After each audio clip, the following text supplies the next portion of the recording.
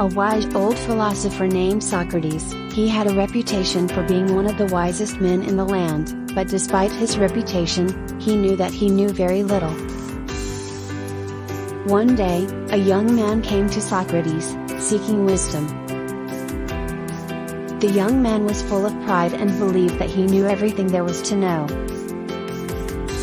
Socrates listened patiently to the young man's words, but as the conversation went on, it became clear that the young man knew very little. Socrates smiled and said, "My dear friend, I am wiser than you. Neither of us probably knows anything worthwhile. But you think you do when you do not, and I do not and do not think I do." The young man was confused and asked, "But how can you be wise if you know nothing?"